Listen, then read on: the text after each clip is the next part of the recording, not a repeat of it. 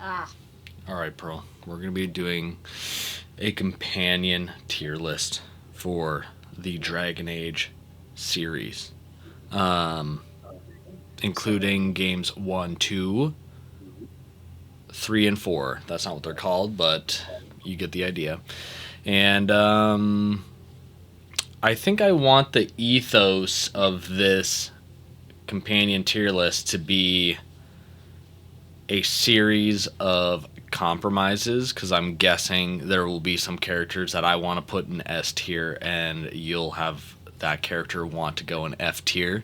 And so I think we want to find what hills we want to die on in terms of this character should belong in this tier and this character should not belong in this tier, and see where we settle in on this. That way it's not your list or my list, it's our list. And oh, I like that. That's a and fun way to do it. and yeah, so I don't want to say that every character should be a hill worth dying on, but maybe we can take turns, you know, talking about a character at a high level in brief, and from there, you know, giving our thoughts and introspections related to said character. So, Is this a? Is this a? I'm curious because wait, are you going to be recording this? I am. Beautiful. I'm I just am. curious. So don't incriminate yourself. I was gonna say very scandalous things, but now I'm not. So Okay, that's very wise of you. thank Um, you, thank you. so yeah, let's go down the list here. I'm trying to pull up the Dragon Age wiki here, so I just have all of the characters available to me. Um, Not that I'm going to do research on them. I'm not going to be like, let me remind myself what the character is, because I think what's also important about this list is um, not all these characters are fresh in our minds. That's one, and two. This list will be calling out and acknowledging just the natural and inherent recency bias that is playing Dragon Age: The Veilguard, as opposed to all the other games. Particularly for me, you've played the Dragon Age games more recently than I have. I have not played them as recently as you have, so you have a different perspective than I do. But we both have played Veilguard recently, and therefore we'll probably treat those characters a little bit differently than maybe some of the more legacy characters because of that very fact. Mhm. But yeah, so Oh, one all more question. yeah, go ahead. What are we? Are we actually going to be ranking the? Because they're on this list, obviously. The the word's not coming to me right now. The mentor characters. Are you What's the talking about actual the word they use? advisors? Advisor characters, yes, because Cullen's in here and Josephine's in here, and I have a hard time like when I'm thinking about them and like comparing them to the companions because they're not companions. No, I didn't want to rate the them because of that very fact. There it's such apples and oranges when it comes to these two particular characters. So I would say we can leave them out. Liliana is fair game. Her being represented twice, not necessarily fair game. So I guess I'll put this portrait of Liliana down here because it's different from Anders Bard is also in Liliana. there twice. Who? Anders is also in there twice. Mm, yeah. He's right after Zevron and right after the one girl from Yep. Awakenings. I can't remember. Yes. Stupid because we're only ranking one Anders. I don't want to separate them based on game. Um, but yeah, so I think that's what we should do. No advisors, strictly companions, and duplicate companions ignore. But I only picked this tier list only because of this was the only one that included the Veilguard characters in it. There was a Veilguard list where it was just ranked the Veilguard companions, and then there was this one that has everything, including advisors. So I was like, okay, I'll struggle bus with this. Makes sense. Makes sense. Okay, now with that being said, maybe I'll tee it off to you. Do you want to just pick a random character, or would you rather Um, how would you like to do this? Which character would you like to begin with discussing? I feel Or like I'd rather just go straight down the list. okay, let's go straight down the list. Let's talk about Alistair. Where do you want to put Alistair? S tier. That's an easy S tier for me. Why do you think he belongs in S tier?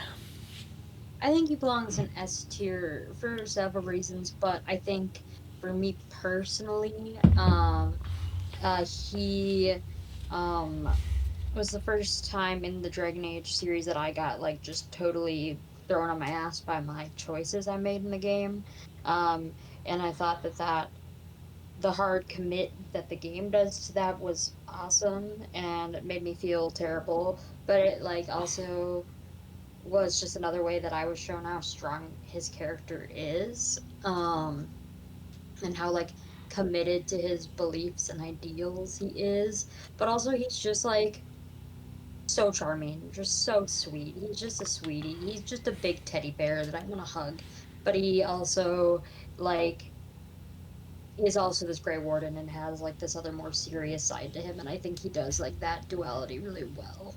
Mm-hmm. And he's just so great. He's just so great. He's every conversation with him is great. Every conversation about him is great, and his involvement in the games after Origins, I think, is still very good, even if not like I think it's done well in the sense that like having him be a cameo character is done well. Like he's not ever super in the following games, and I think that's good. Like he even does cameos well.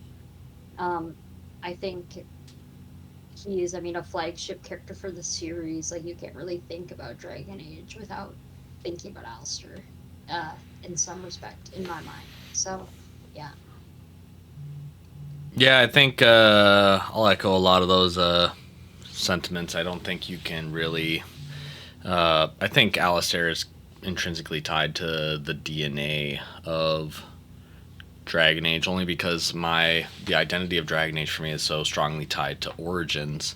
Um, I think that's what Dragon Age is in its truest sense of identity. So having that or trying to have that without Alistair, I just think is it's a tough task. He is a infinite well of charm and buffoonery, but also a man of devout morals and principle, which makes him almost like a grim, unspoken paladin, where he has a very opinionated view of the world and how it should operate.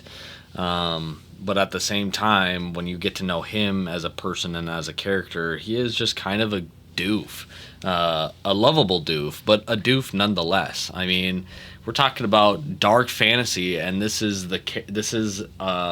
you know, a primary B character, and he has spiked up hair. You know, it's so implausible, but yet it's so cosmetically jarring, and it's funny. He's great. His banter with the companions are great. I think his presence elevates them because he plays off of almost every single one very well with how very atypical and goofy he is. And so that's why I was like, I'm gonna agree. He is S tier. There's not really, the Origins is not the same without this man, and by extension, Dragon Age is not the same without this man. As far as his involvement in the future games, indifferent. Just because the games don't even really have a through line, I just treat him as somewhat as an anthology character. Like I don't look forward to Anders or Alistair's scenes in future Dragon Age projects because it's like I know that the through line between them is very much cherry picked. So yeah, that's where I would say on that. So anything else you want to say on Alistair before we move on? No, I feel like that is good. I feel like we both really like his character and think he's great. Okay. Um, Mabari. aka whatever you named your puppo in Dragon Age Origins. Dog. I'm gonna take point on this one. I think it's very interesting and super captivating to think about an RPG that has a pet as a primary companion, not speaking. It's not like you hope to gain speak with animals at any point in this game. That never happens. It's just your dog. And how do you upgrade your dog? You get him new collars and new war paint, and that's it.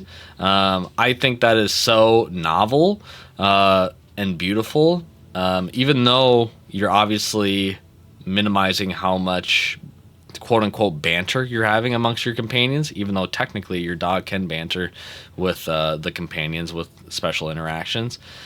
I think the Mabari is sweet. I think that giving your warden the option to name them as well is super awesome, and because of that, I think I just want to put the Mabari at the top of B, just for the simple fact that he is a good boy. He's the best boy, but he is a non-speaking boy, so I think he is just simply capped because of that. But when you are at your camp and you have moments where Alistair is petting, the doggo, and then all of a sudden he starts to growl at him, and Alistair gets scared a little bit. I think that's beautiful. That's all he needs to do, and that's all. And he does that very well.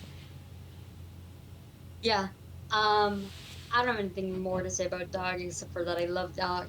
Um, I agree. And putting him at B is like, oh, like for me, like a little like, oh, really that high? Um, but I have a hard time like comparing dog as a companion to all the other companions because he is in fact a dog and everyone else is a speaking humanoid of sorts. So I'm fine with him at B. I have a harder time. When I like would think about like making this list by myself, I would probably put him in a separate kind of joke tier because I have such a hard time like comparing him to the other companions. So if I were doing it, I put him in D for dog, and I would rename it dog. But we don't need to do that. I feel fine with him in D. Yeah, speaking of which, I'm deleting row E because row E, fuck that. We'll just do letter grading skill with the S as cream of the crop. Ooh, I like. That's how I mentally just kind of encapsulate all of that type of stuff. So, yeah, and I just in my mind, I understand having the jokey tiers, and maybe we can add new jokey tiers later on. We'll cross that bridge once we get there. I just kind of want to get the ranking established now before we play with it much more. But we've already talked about how you feel about your number scale, where going below a 7 feels like disparaging more than an actual, just being as a critical flat number. Connotations associated with numbers. For me, if we're putting things in like C tier, like C tier is where I start to think like, oh, this is okay at best, and I'm like, I could never put good boy in okay at best. Good boy is good boy. He's not Alistair, but he is a good boy. Mm-hmm. I hear. I hear. So yeah, but I digress. We move on. Liliana, Liliana. I'll let you Am I start. starting with her or you? Okay. Liliana. I feel like okay, so good boys and B. I feel like I want to say S. Um, she has the added benefit of obviously being in two games. For some characters that may not be a benefit, but for her, I think it is. Especially because when I played Origins, I played as a rogue, and so I didn't end up with her in my party the whole time. But I feel like she is part of like the trio that like made or well part of the reason that Origins is as like infamously good as it is kind of like Alistair Morgan and Liliana. Just as companions, I feel like they're the strongest in that game, um, by a lot. And she's such just a fun character in that game. In that, and, well, and in that game, she has like she's one of the characters that can be hardened and like that really changes her personality, and that's really interesting. But also just her being like this devout sister who's written to be a lesbian is super great. And she totally falls in love with the warden, and I think that that's really cute. And in the way that she likes the warden so much, it's really adorable and sweet. Um, but then just how like ruthless she can also be is just so interesting, and that like dichotomy is handled, I think, very fun and well. um and yeah, I just think she's the best. She's also a bard, and I think that's super fun because we don't really have, even though like Varric is kind of bard like, we don't really have a lot of other like bardic companions really. And so I think it's cool that it's really explored with her character, like her like doing singing and all this stuff, and she has like a song she can sing in Origins, and I think that's great. All the way to her being you're like a spy master or potentially even the divine in Inquisition. Like she goes on such a crazy character journey, and so I think she's great. She is a she is a very interesting character to think about in that respect, with her entire arc unfolding over the course of 3 games, and it is super fascinating having a devout woman of God be such a kind of hard and don't fuck with me type character through so much of Origins. I think she is so herself. She has a very strong and potent sense of identity in the way of how she interacts with her other companions, and how much her beliefs kind of informs her dialogue, which I think is I think there's Dragon Age does I think could do more in the way of having characters that are characters oriented around some sort of faith, because there's so many interesting religions in the Dragon Age lore. So having Liliana being this representative of the Chantry and the ideas of Andraste is such an interesting look through this segment of lore. And yes, of course, as her character unfolds over time and her involvement in Inquisition, I think really tells a really neat story of all the things that she's went through. It's I think I can have her be an S. I don't necessarily think she matches Alistair or potentially other characters yet to come, but Yeah. what I would say is that I don't feel so strongly about putting her in a tier like A tier that I would be willing to debate it. So this is I would potentially put her in A tier, but I'm not mad at her existing in the S tier, so I'm okay with that. Yeah.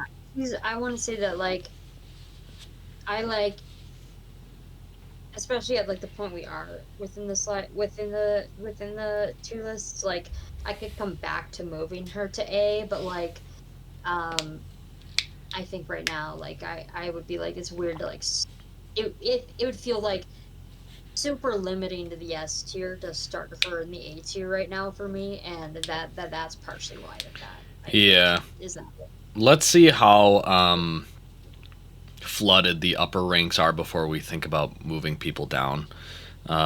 So, moving on to the next companion, Loghain. I'll take point with Loghain because I think it's pretty straightforward. And what I'll say is that Loghain is an optional companion for those who don't know. Loghain is a companion that you can only acquire through a series of very unfortunate events as you play Dragon Age Origins.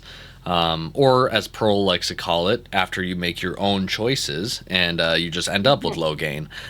So to not begrudge Pearl too much, I think Loghain, I don't have too much of a strong opinion of him as a companion because I have never ran Loghain with me in any of my runs of Dragon Age Origins because that was never an outcome that I really wanted for myself after I put that much time in the game. I think the game does a really good job of setting up Loghain as a piece of shit after the prologue, and it does a really good job throughout the game to follow through on that. I do think his relationship with his daughter is interesting as he's trying to position her to become the queen, and I think that dynamic is interesting, especially because Nora is not like a bad character. She's just the daughter to a bad man, and she loves her father. So I think that makes for an interesting dynamic. But Logain himself, piece of shit. Fuck him and everything he did to King Kaled and my boy Duncan.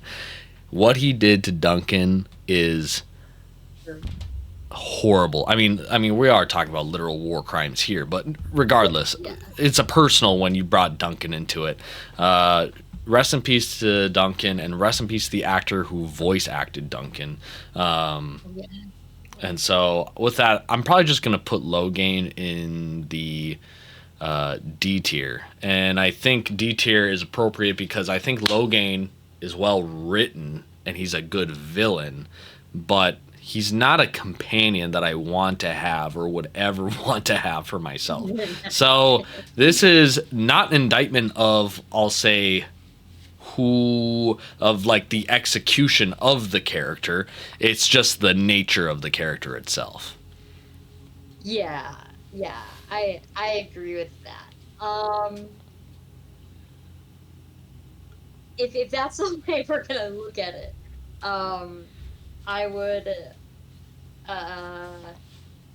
would say he should be an F tier then. If we're gonna be like, this guy is just a piece of shit. But as someone who had Logain in my party, He should go higher. No. That's not what I was gonna say. I think it's so interesting that he can be in your party. Like the fact that that is an outcome that is feasible in the game is absolutely bonkers and so good. Like, oh my gosh. So I think, like, writing wise, as a character, I would put him higher. But as like a character and like his personality as like a potential member of the party, he's like the lowest it can be. And so I think D tier is perfectly fine. I think it's funny that, like, if you like kind of try and redeem him, he ends up being like really respectful to you and like being like, I misjudged you and all this shit, and then you're just like, fuck the fuck right off.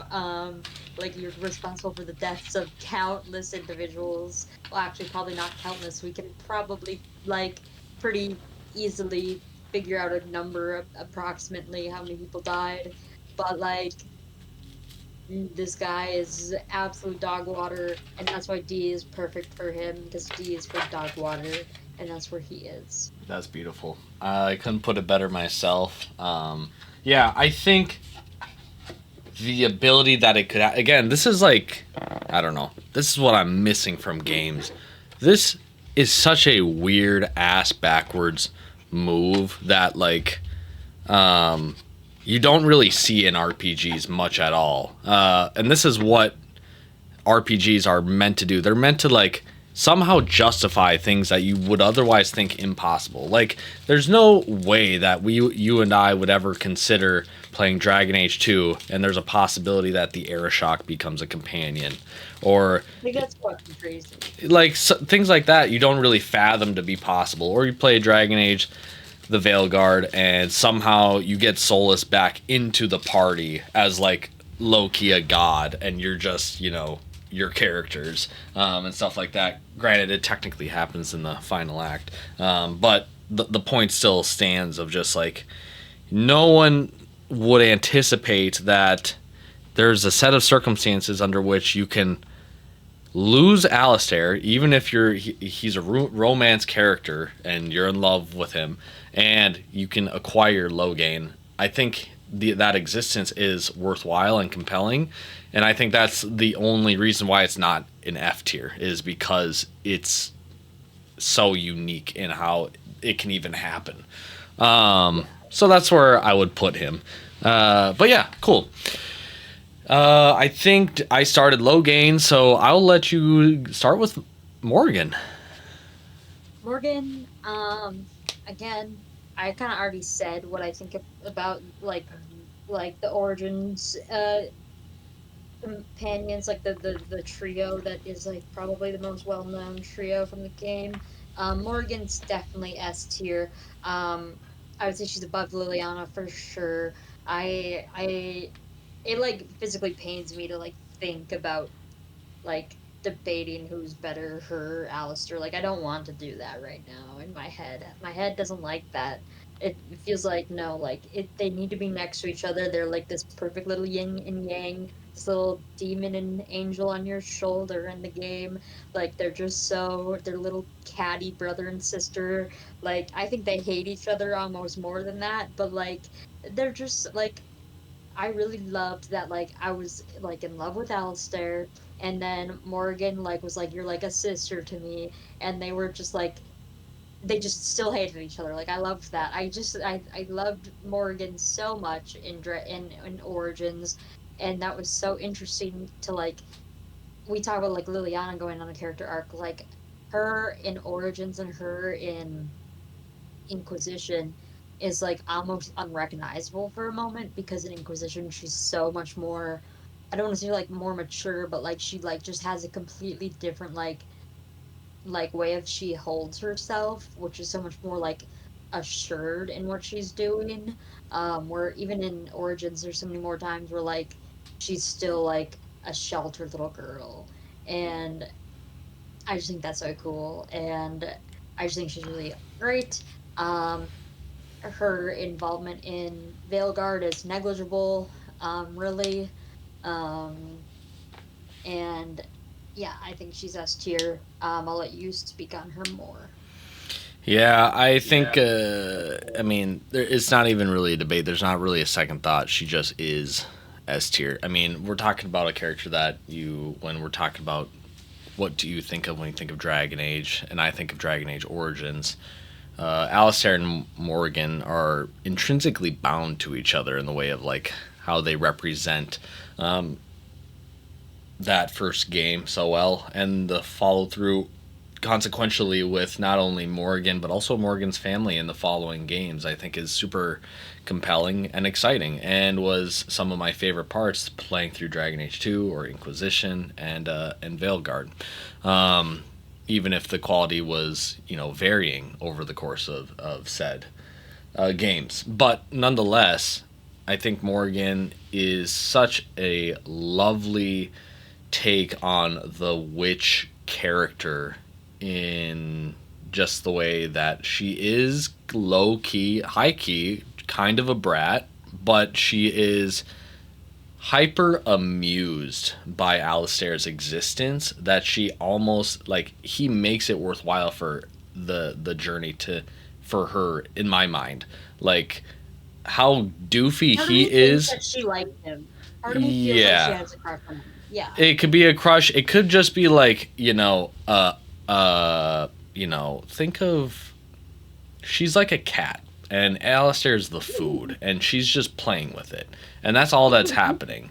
And it's very fun because he is so charming and he wouldn't be like a total dickbag to Morgan, but at the same time she'll be a complete dick to him, and it's one-sided and it's beautiful, and she's a dick to everyone, just to be clear. Yeah. I think one of my favorite quotes of hers, which I included in my Dragon Age Veilguard review, which is, you know, uh, we just got this brand new dog, and Alistair still seems to be the dumbest one in the party. And I'm like, this is perfect. This is perfect writing.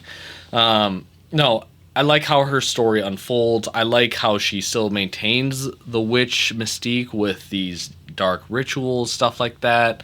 And I like her being a shapeshifter. That's such a cool thing for a mage. It's like very druid core, but it's like I like that it's a school of magic, and the fact that she's out in the woods fucking off, and that's what she knows. I'm like, that's super cool. I like her pro apostate rhetoric. Fuck the system, all that type of shit. Like, cool. No, Morgan's great. I can't say better things about her. I think she shows up in the later games for a reason, and I think her you can never go wrong with any party combination that includes her in it, because you know she's going to say something either slick or a little bratty to any of the other companions in a way that would either provoke a thought about her from the player or provoke a thought about the other companion from the player and make them think about things in a more meaningful way. So, yeah, shout out Morgan, my queen. Anyways, moving on. All right. I don't think I've started any of the S tiers. You know what? I don't think you have either. But don't Wow. worry, this next one, you're ready. This is a layup. It's a layup. Ogren, my sweet drunk prince. I think Ogren belongs in the top of A tier. Ogren is, and maybe that's a little high. We'll revisit this, but where I stand with Ogren is that, again, talking about characters with texture, Ogren is a belligerent drunk with a troubling and sad relationship backstory that makes you really sympathize for the guy once you get past his shell. But Ogren, kind of similar to Morrigan, is a drunk, belligerent brat. And other companions in Dragon Age Awakening, as well as Origins, get the receiving end of that.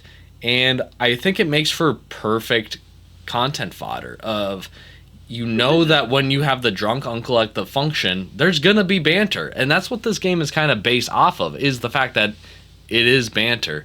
I do think while Ogren has the pretty sad backstory and does have some of the more funnier moments of Dragon Age Origins, I do think he's missing some of the nuance and depth that I think everyone in the S tier has.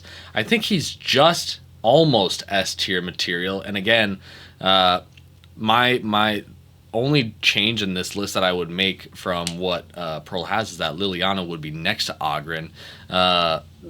Is just the simple fact that I don't think Ogren is given more in the main game to let him shine. And even in Awakening, I think he's still competing to shine under some of the other companions. And those companions we can talk about later. But I don't think Ogren is bad by any means. I think he is a great companion and honestly should have been a character pulled up in future games as a through-line character. But I get it. It's a world. He's supposed to be doing his own thing, all that type of stuff. But I think Ogren is just beautiful. I think he's a beautiful spirit. I love when he burps, and it's great. He's great.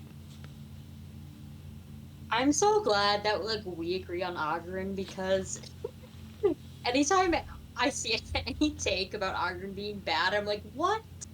You're kidding. What? You don't like him? You don't think he's the greatest? Like, I'm shocked that Ogren is not loved. Like, I think he's the fucking best. Yeah. Saying he's top of A tier, I think for me is a stretch, but I love him to death. I think he's the best. And I will say that the one solace in losing Alistair in Origins was that meant I could have Ogren be my warrior. That's Which beautiful. is awful, but it was a bright side in the dark. So Ogren got to be my warrior when I lost Alistair. No, I think he's great. I don't want to change his placement. I am saddened that most people choose not to love him with his flaws. It seems like I think his humor is hilarious, and I think it's funny that regardless of what woman is in the party, he always has something to say, and I love the banter that comes with that. And I like that him and like Zebron will throw flirts at each other even, and that's hilarious. And I'm glad he becomes Grey Warden. I think that's fucking sick. And yeah. Yeah, Ogren is a true treat. He is a victim of his own circumstances, but he is not naive to that. He owns that. Mhm. So I appreciate a character that has flaws, shows flaws, but doesn't really shy away from the fact that they know that they have flaws.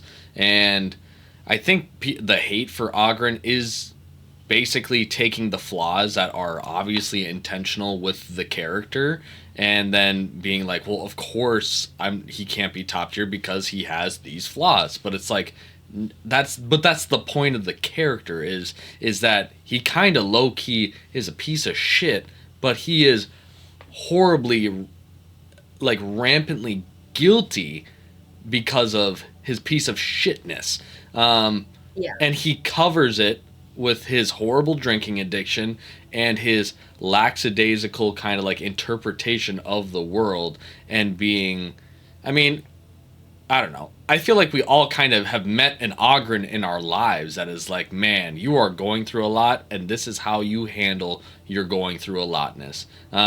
Hmm. And so because of that, I can't. Why would I indict him because of that? I think he's a really well made character, super thoughtful character. And yeah, I really love Ogren content, but um, yeah, we can adjust him if we still feel uncomfortable with A at the end, but let's just move on in any case. So let's talk about Shale. Shale, I didn't have Shale, so I have nothing to say about Shale. From what I know about Shale, they're a really interesting character, but they would have to go in the didn't play this DLC category for me. Yeah, with Shale, I know that the lore of um, the golems in Dragon Age lore is basically once you are pronounced to be a paragon of within let's say non-surface dwarf culture, so Orzammar and stuff like that, or within the tags, Paragon dwarf is made into a golem um, of sorts, and Shale is one of them. And I think Shale, I never ran Shale, but I know Shale has some really neat dialogue from just certain clips that I've read on the interwebs, but I did not personally run him, so I will have to put him in the didn't play. That's not an indictment on him. It's just that I didn't play the his DLC. So I'm sorry, Shale, I let you down. Hopefully, when Dragon Age Origins gets remade, I'll Cross have my you in fingers. HD, in HD. But I'll still have you start with Sten, since we could play Sten in Dragon Age Origins. Yeah. Um, I unfortunately didn't take super advantage of playing Sten in Dragon Age Origins, but I'm happy that I did save Sten and had him in my party. Like I said, I mostly ran Alistair as my warrior, and I never wanted to switch him out very much, because such a great character. And unfortunately, that meant I didn't have Sten in my party basically at all. Um, but I enjoyed talking with Sten at the camp, and I was always amazed at the depth of the conversation I could have with Sten. And that would be something I'd love to explore some other time if when Origins gets remastered, because this man has very unique experiences, especially like playing Origins, like if you haven't played any of the other games going into it, like he's like about as much about the Canary as you can learn about is through him and his opinions of them and the Cune and everything. And I think it's a shame that Sten wasn't able to come back and be a character once we had more Kunari knowledge given to us. But because of my lack of running Sten, um, but my opinion that he is a very interesting character based on what I know, I would put him either in front of Logan at D, which feels very disrespectful, or I'd put him in C because I just simply never really had him in my party, but I enjoyed speaking with him. Yeah, I think I mean, this is where we have to have harder conversations because, unfortunately, everything above B tier is a layup. It's pretty easy to discern what's good, and then there are things that are not good, which are still somewhat easy to discern.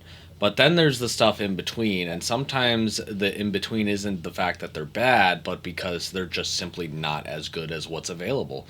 And Yeah. so this is where the sins of Alistair, Morgan, Liliana, Ogren really start to kind of show because they are so good that they don't make it worthwhile enough to reconsider other options to run in the party. If Alistair is my Hmm. primary warrior, people have to take the back seat because of that because you don't want to run multiple warriors. Maybe you do. I mean, some people do. I'm not saying that's impossible, but typically, if you're doing one rogue, one mage, one warrior, then you have to make choices, and some of those choices are going to be hard. So, with Sten, I do think Sten, although a thoughtful man, a compelling man, I don't think he does enough in the way of making his personality one that I want to have banter played off with. And so when you're just left with the man's philosophy and his ideas of the Kuhn, I think that I think you're not being left with much because unfortunately, I don't even really think they represent the Quinari well at all in Dragon Age Origins. And maybe that's just because they didn't really have a full grasp of what the Quinari were by the time the game launched. They just had to figure it out as they were going. I think the when Quinari take shape and take form is really Dragon Age 2, and I think that's a beautiful and lovely thing, but that just means that in the interim, I think Sten has to just go low because he's not even the second best warrior. I think in Origins. So, and that doesn't necessarily mean he's bad. It's just that why would I want to run him per se? And that's where I don't have a good answer. So with that, I think.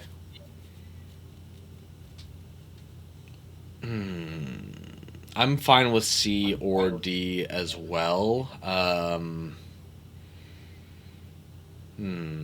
I think We could put him above Logan and D.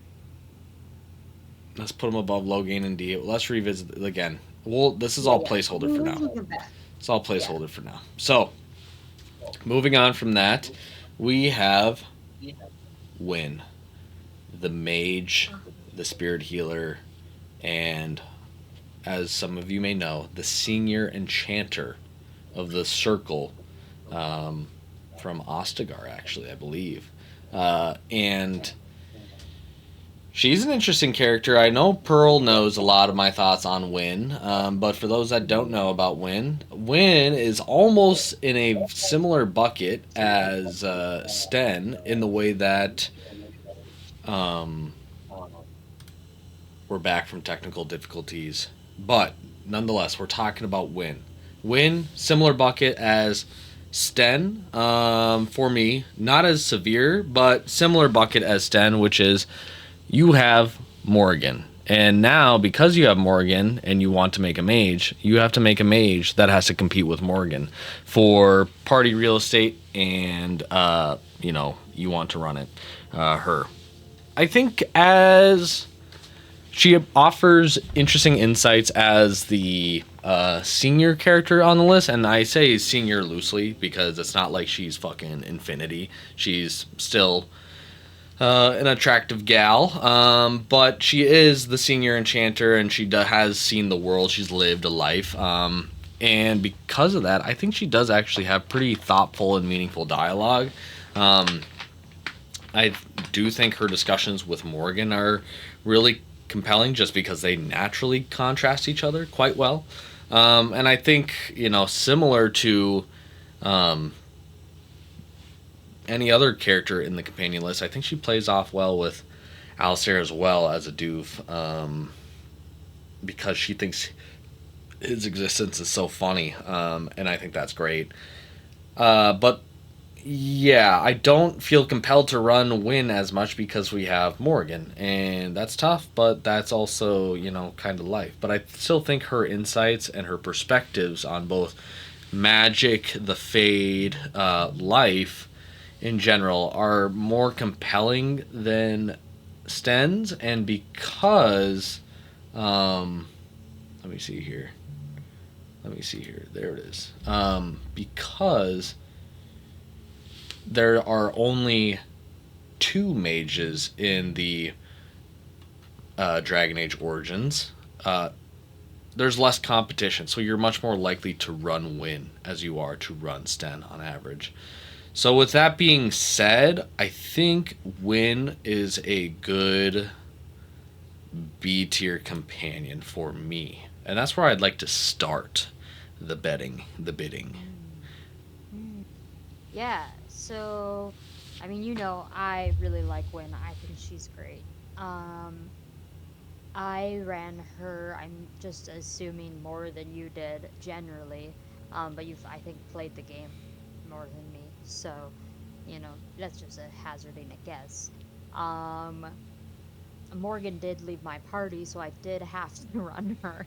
Um, but when I played it a second time, I did like purposefully choose to run her for more of the game, because I was so interested in hearing what she had to say and doing more of her just personal stuff because I know she has a son and she's only in her 40s. She acts like she's in her 60s. She's in her 40s. Um, which is hilarious. I think that's a little bit on like the game design's fault. Also, I'm like they like kind of make her look really old, but I don't know how much of that's like graphics. I don't know. But yeah, she acts like she's in her 60s. She's literally in her 40s. Um but she's really cool and she has a healing spirit inside of her which I don't remember getting to the first time I played the game. So that was cool. um and you find out that she basically like I think she's actually from the Lake Caladhad circle because she talks about like defending it there and she basically dies and the spirit like comes into her and that's the only reason she's alive.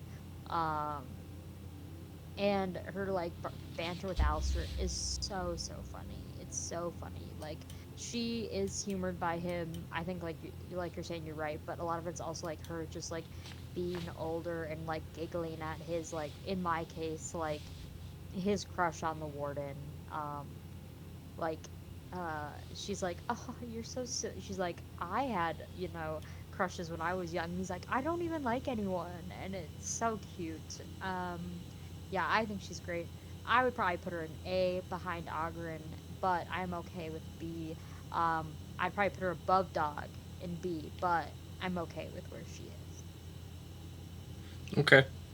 Yeah, I don't think she doesn't not deserve A. I just don't think I've had enough playtime with her to really justify her being in A for me personally. But I think she is still really a good character, and I don't think you're losing anything by running her. And I think that's the distinction between a win and a sten. Whereas I think you would just matter of factly enjoy the game more if you're running win as opposed to sten. So um, that's where I'd put her. But I'm open to if we want to fight for A, we can discuss that later on.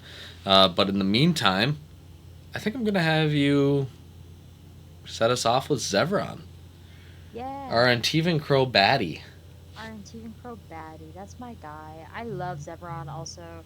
I think he is so good. I love that he can betray you later in the game. He hasn't betrayed me, of course, but I made other mistakes in this game, so I won't brag. Um, I think he's fantastic. I think his comments towards the women characters, I can understand why it would make some players maybe like him less, but I think they're mostly in good fun. I especially love it with Win, because she's older and kind of sees herself as like not a young, hip, desirable woman at times, and he's just like yeah, mama, like, and I just think it's great. Um, and I like that he's just gets absolutely beat up by characters like Morgan because of that, and even when at times like she totally like rips him to shreds, and I think that's fantastic. Um, the only thing that sucks about Zevron is him and Liliana have to compete for the rogue spot in the party, and I think most people would probably choose Liliana, because I think she has a bit more of an interesting character all around. But I found having like the threat of the crows like coming and killing me and or Zevron to be very compelling reason to have him in my party. But he's just a really fun character is really what it boils down to ultimately. Like, he's just always has something witty and cheeky to say. He's a cheeky fucking guy. He was written to be gay, but of course is bi, and so he's like, him and Liliana are like the one time I shit on bi representation. I'm like, they're only bi because it's convenient. Um, but that doesn't detract from them for me. I just think it's funny. But I would personally put him in A. Um, but I have a feeling I think a good spot for him is either at the top of B or right behind Arun in A. I actually would have to decide if I think I like him or Win better. I'm not quite sure. I feel like I speak with more gusto about Zevron, but that's because I'm confident in how just like cheeky of a silly guy he is. Whereas like Win, I feel like I'm fighting for her a little more, and so it's a hard to say which one I actually like better. So I'd put him about where I have her. Okay. Okay. Yeah, that's fair. I think my opinion of Zevron is that I think this is how you would have. This is how you kind of. Again, similar to Ogren, it's clear that Zevron kind of wears his flaws kind of on his sleeve in the way that uh, he looks at people a little too objecty for today's modern day politics.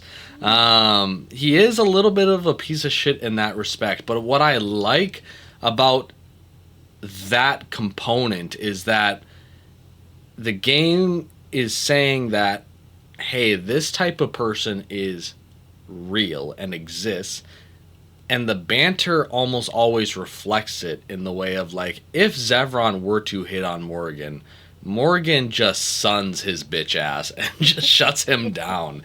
And it's so beautiful because no, it's not okay that Zevron said that. But it's the fact that he did say that. And the fact that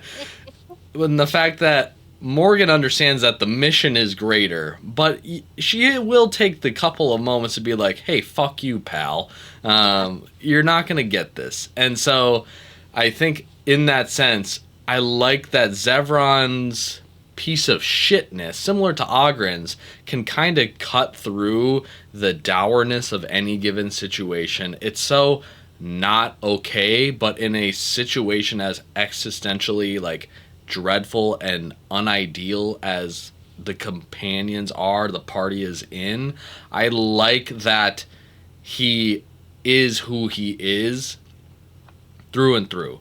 And I also like that it kind of informs his character in the way that he kind of uses, similar to Ogren using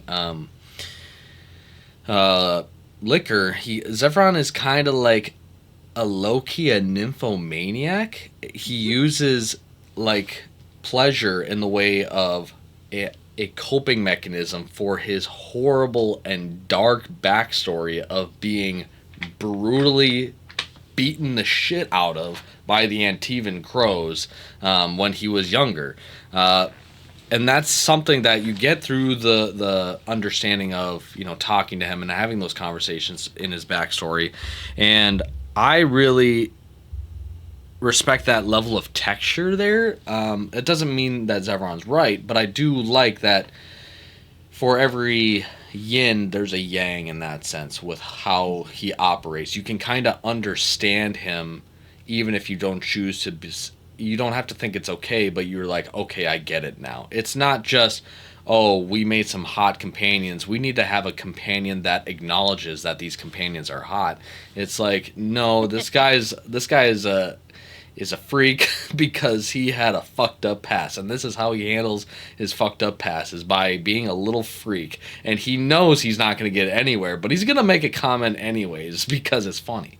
So Zevron, super neat. I like him, and I think for that, and because I think Liliana is in my A tier, the delta between her and Zevron is much closer because of that. It's Liliana and Zevron are a lot more interchangeable for me as opposed to a Morgan Wynn dynamic or an Alistair or any other warrior dynamic. So because of that, I'm more comfortable putting him either bottom of A or top of B as well. That's kind of where I'm at with him. I would argue for him bottom of A for now. Okay. I think. Yeah. That might change depending on who else we want to put in A, but right now I'm like, okay, I feel like he needs to be an A. Yep. Cool, cool. Then I'll move on and cover my boy Justice. Justice. Now we're getting into DLC character territory once again, but this time Dragon Age Awakening, which was almost a second game, like how large that DLC is. So Justice, for context, is a dead Grey Warden that is currently being possessed by a Fade spirit, a spirit of justice, and the spirit is trapped in the body and doesn't really fully understand its situation, but it's here now. And yeah, he just exists and accompanies the Warden throughout the Dragon Age Awakening DLC. So, what I feel about Justice is I think Justice is really, I think, one of the best representations of how cool the Fade can be and how spirits can potentially work. I understand that the spirit is within Wynn, but I don't think. I always felt like Wynn was still Wynn at the end of the day. Whereas Justice is always a spirit and is still Justice. And he's very one note because he is a spirit and he is by his identity. And he also has the memories of the Warden that kind of informs his spirit hood, so to speak. I think Justice is such a fascinating DLC character to run with you in the party that I think he is super interesting to talk to and have banter with. And because the only other warrior in Awakening is Ogren, a character that you may have already been familiar with, so you may not be that interested in running in as much because now it's DLC. I think Justice is a great pick to have in your party to talk and shoot the shit with and get a better understanding of who he is, what he is, how do you let his spirit be free, and all the inner workings of the Fate and how that kind of works. I like Justice. I loved Justice from the rip. And I've always been consistent in that. I don't think he's strong in the way of like he is the best DLC character in this pack, but I don't think you can ever really go wrong with having Justice in the warrior slot. So with that, I think I'm gonna put him in bottom of B, mid B for now. Interesting. Um, for me, I like Justice a lot in concept. Um, and I really like the concept I did have with him. Um, I feel like with Awakening, I feel like whenever you recruit Justice, I feel like it was towards the end. I'm not sure if that's right, but that's what I'm remembering. And maybe you can recruit the characters in Awakening in different orders. I'm not sure, but I felt like I didn't have him for very long. but also I played a warrior for my warden in Awakening. I didn't play my warden from Origins because I died at the end. So I had a different warden come in, and I played a warrior, and so I don't think I had Justice in my party very much at all. But I really like the concept of the character. Unfortunately, most of my remembering of Justice now is like when you meet him on the mission, or yeah, when you meet Justice in the mission where you meet Justice, and being like, no, I want Justice to come back with us. I remember like that being contentious.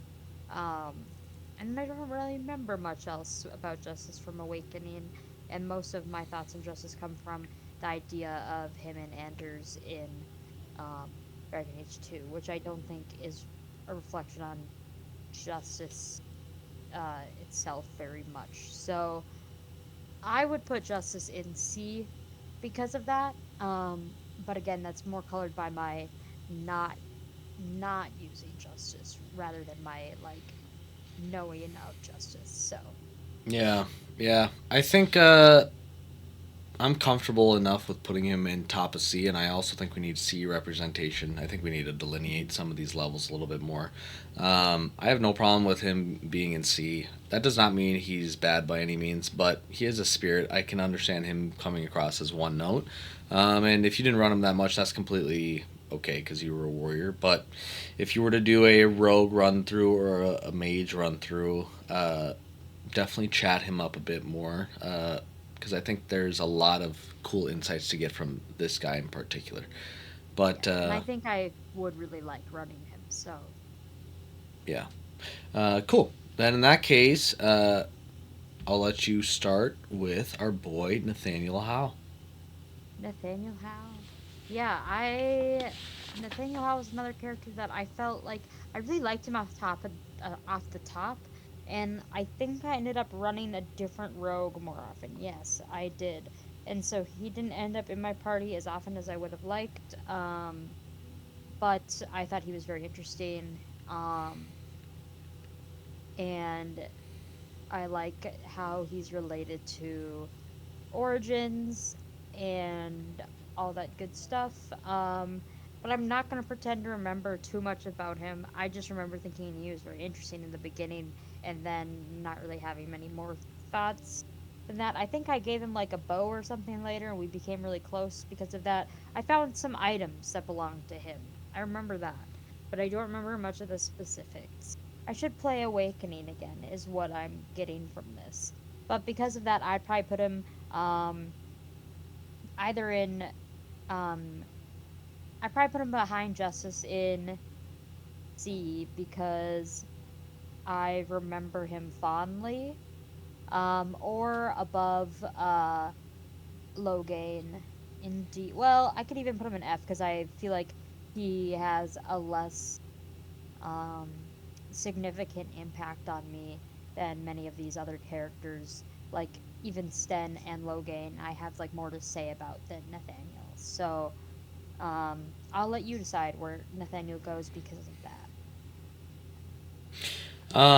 Yeah, I really enjoy Nathaniel. Again, anything that's tied to Origins or Awakening, all the characters, big buff. I mean, it could be bias, it could be just nostalgia bait, it could be whatever the case may be. But I enjoyed Nathaniel Howe because of his relationship with his father, the Jarl Rendenhow, who is a shitbag you could learn across Origins. And I like the Nathaniel Howe character because it serves as like a commentary somewhat of how you own your family's kind of shitstorms and stuff like that. And so Nathaniel is, you find him in jail and you find out he's in jail just for the simple fact that I think he's a How, and that's about it. And so your warden gives him a chance because of that. And over the course of it, you learn that, like, you know, Nathaniel's actually a really chill dude if you give him a chance. And he really does not support what his father did and all that type of fuck shit. But he's hyper kind of jaded from the world because everyone said that because you're a How, you are as bad as the crimes of your family and must be treated as such. So because of that, I find him such an interesting character. Maybe I did have a rogue run through or not had a rogue run through, but I do remember running Nathaniel How pretty well. And I think he was a really solid character. I have no qualms about him. But I think his character, similar to Justice and maybe a lot of the characters in this DLC, is that because you're in a DLC, you have a very small amount of time to shine, and your scores are kind of hindered because of that. There is only so high you can really go. And so because of that, I think I would still keep Nathaniel How in the C tier, which is not bad. I don't think any of these characters are bad. It's just that I think they have a small time in the spotlight, and with their small time in the spotlight, they do really well, but maybe just not enough to crack, a win. Yeah. Pun not intended. So that's where I sit on Nathaniel How. Pause. But yeah, moving on. We have our favorite little girly dwarf, Sigrun, who is, as you may remember, Pearl, a rogue who does not have a caste and is a member of the Legion of the Dead. Legion of the Dead basically being the dwarven equivalent of a Grey Warden, but not being really a Grey Warden. You're basically sent to fuck up the deep roads and stop and protect anything from the tags to attack the tags. So Sigrun is kind of like this kind of exiled one, but she still manages to have somewhat of a chipper attitude. I really like Sigrun. I think she's a sweetheart, sweetie pie. I like the lore that she drops with regards to the Legion of the Dead. I like her commentary on dwarven society and the fact that, hey, having a caste system kind of fucking blows. All that type of stuff. So I really enjoy Sigrun. I like her appearance in Dragon Age Inquisition.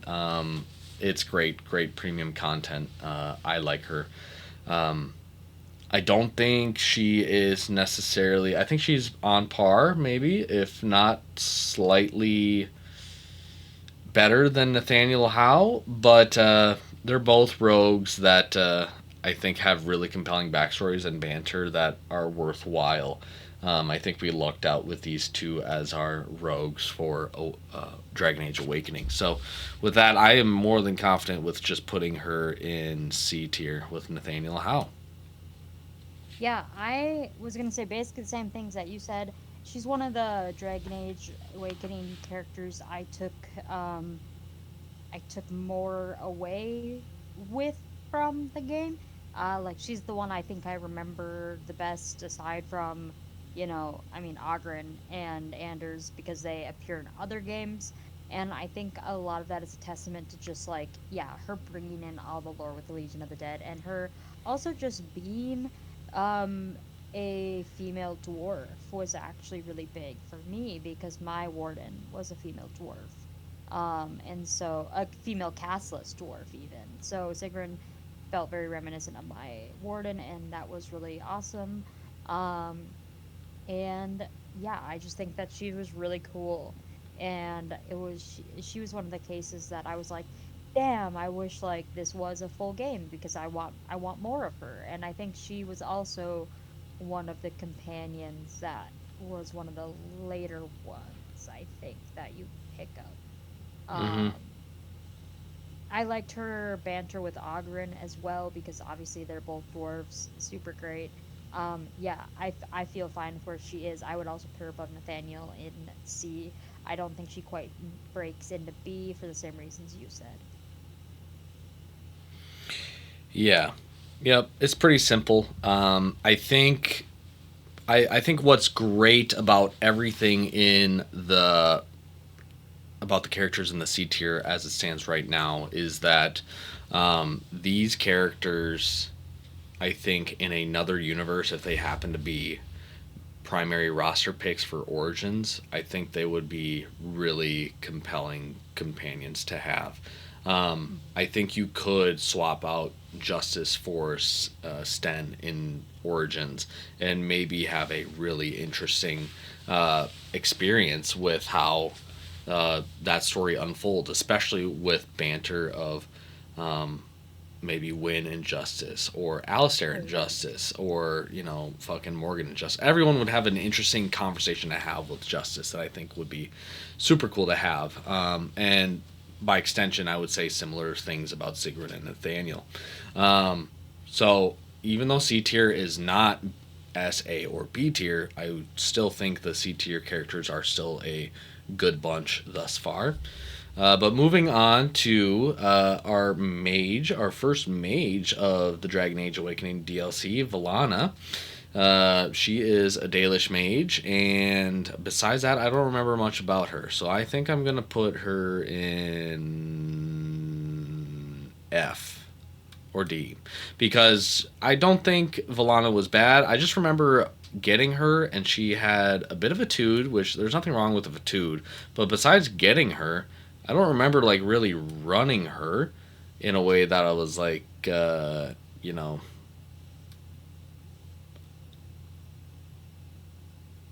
yeah, I don't know. I really don't have words. I'm going to say this, and this is kind of tipping my hand, but Vallana, for all of her, you know, for even taking into consideration her best attempt, she gets absolutely, demonstrably fucking annihilated by the other mage in the DLC. And that's not to say that she's bad because of that, but that is to say that if you are not a mage and you're playing a warrior or a rogue, and then you have to pick one mage, 3 or 4% of the time you're picking Vallana as opposed to the other mage. Which I wish it wasn't the case. I think that's something that's to take away from this first Dragon Age game and its DLC, is that there are the favorites and then there's the rest of the cast, Yeah. which sucks, but you know that happens like that sometimes. So that's what I think about Vallana, and that's where I think she should go. Yeah, I was actually gonna say basically the same thing. I was like, oh man, I feel bad just like saying that she should be an F, but like Anders, he comes in and he's him. Um, yeah, I remember thinking she was pretty interesting. Like when I first met her, but you know, didn't use her at all, really, unfortunately. So yeah, I feel the same. Yeah. Yep. Um, so I didn't plan this, but that's just how the turntables. It only makes sense that you start us off with It only makes sense. our boy Anders, the other uh, Dragon Age Awakening mage. our prince. So much to say about this man. Where does he go? Where does he belong? I'm very excited to see what you think, what you feel, as he's represented across these two games. This discussion So will include both Origins these and both are Awakening. Anders. Okay, good. Okay. So we know I'm big Anders pilled. I'm Anders pilled. I think it started with Awakening, I guess. I think he's probably the best Awakening companion in terms of the new ones, for sure. But possibly just the best. He just brings such a livelihood that I don't think the other companions in that DLC bring. But also, like, he's just silly that in a way that I don't know that any of the other characters yet had been. Like, no, he has a lot of things about him that I think are a good mixture of many of the characters. I don't think none of the characters exhibited traits he had before. I reverse that. Like, I'm thinking, like, he has the cat. Okay, Liliana did like nugs, so we have the same. You can give her a nug, and that's really cute. Um, but I like that he was a mage that was in the circle who ran away, and he kind of is like, I'll do the Grey Warden thing to kind of make sure I can stay away from the circle because I want to not be confined to that. And then he does the same thing to the Grey Wardens. He's like, I don't really want to be confined to this, and I don't like that it puts me in this bucket of doing this certain thing, and it's not allowing me to do as after he joins with justice, like it's not allowing him to seek the justice he wants to seek, which is, he wants um or vengeance as it becomes, but he wants vengeance for what he has experienced and other mages experience within the circle, or circles, and he sees the entire system as flawed. And I think it's very interesting to see him go from like this more kind of kooky runaway apostate to much more serious in Dragon Age 2, but still way he's still just kind of a goofy guy. He's kind of a goofy guy. Um for me, like I just definitely was like, "Oh my gosh, like I'm going to romance him in Dragon Age 2 because I'm already in love with him after Awakening." I was like, "I am in love with this goofy guy." Um and then kind of like twisting a knife in my heart in Dragon Age 2 as I like saw him spiral and there was nothing I could really do to stop it, which I really liked. I was like, no, but he just cares. He just cares. And like, yeah, he might take some extremes, but it's just because he cares. And like, but then like even if you support him through the whole thing and you support the mages through the whole thing, he doesn't let you in on what he's doing at the chantry. He might, maybe, I think, if you convince him to. I can't remember for sure, but even when I played like Mage Hawk in my second playthrough, like I was a lot more middle ground in that playthrough and sided with the Templars sometimes, the mages sometimes, and so he would not tell me, even though I played a mage, he wouldn't tell me what he was gonna do at the chantry. Um, and I was a lot more harsh with him, I think, in that one afterwards. I don't know if I made him leave. I don't remember. But in my first playthrough, I was dating him in the first playthrough, and so I like immediately was like, "What the hell, man? Like, I'm not gonna like outright kill you because I'm like people in this city now are gonna be killed because of what you've done." And it's the same thing with Logan. And I'm like, "No, man, I'm gonna use you to fix this," which is what I thought about Logan as well in Origins, which is very telling about me, I think. But I just think his character is so interesting, and you could say that, like, regardless of what you think he did, like the ethics of what he does, or if it's right or wrong, which, or if you think like he's right to even seek vengeance, regardless of that, I just think it's very interesting to watch his character change from what it is in Awakening to what it is at the end of Dragon Age 2. And the only thing I wish we could have had maybe is like some more discussions with Vengeance, a little more insight into Anders and Justice, like Justice like coming into Anders' body and how that changes him. Like I never felt like I got the most insight into that, and I would have just liked um, more of that given to me, and perhaps like I didn't go through the right like dialogue options to get all the information I could have gotten on that. But I think Anders is great. I think he's great. If he's not top of A, he's possibly, I think, above Liliana for me in S. Um, just because I just think he's great. I think after replaying it, I think I probably am slightly less enamored with him than I was, which is why I'm like, maybe top of A, maybe under Liliana. But I think, like, gun to my head choice, I would put him after Morgan and S right now. Okay. Let me give my thoughts. Oh, my thoughts on Anders. I think what is cool about Anders, it's like having a Euro. You know what I mean? It's like No, I don't know what you mean. it's like having a Euro in the sense of like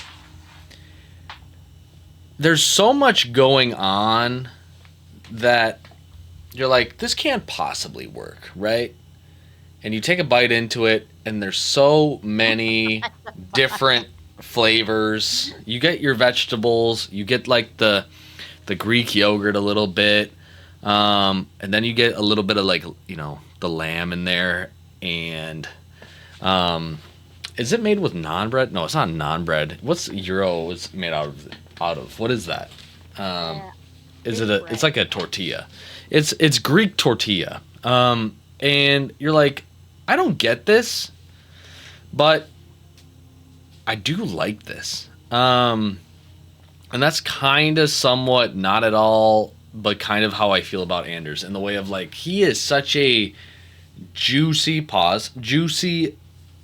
interesting, complex character to pick apart because of simply the third act of Dragon Age 2. I mean, that's where everything comes into a head, but I'm getting ahead of myself. In Dragon Age Awakening, Anders is like not to disparage him, but he is a little bit of like runoff Alistair in the way of like, you are a doofy, silly bitch, but you just have a staff instead of a pokey stick. And for the purposes of the story, that works completely fine. And I don't know what 2009's BioWare's fixation was on white dudes with blonde hair and strong chin lines being complete utter doofs, but it works. Again, they're 2 for 2. Because I think Anders is such a charming, interesting cat lover that completely gets dunked on by Ogren at every single point. I forgot about that. That stuff is so funny. And it's perfect. It's like Anders' experience, and as he like owns up to fleeing the circle and being an apostate in Awakening, and you thinking about like, oh, I think I want to return you back to the circle, or whatever, however you respond to that, it leads to like an interesting relationship, and you begin to sympathize for him and the mistreatment that he went through, not only with him but his peers that he had seen firsthand, with the Rite of Tranquility, Templars just generally being assholes, and all that type of stuff.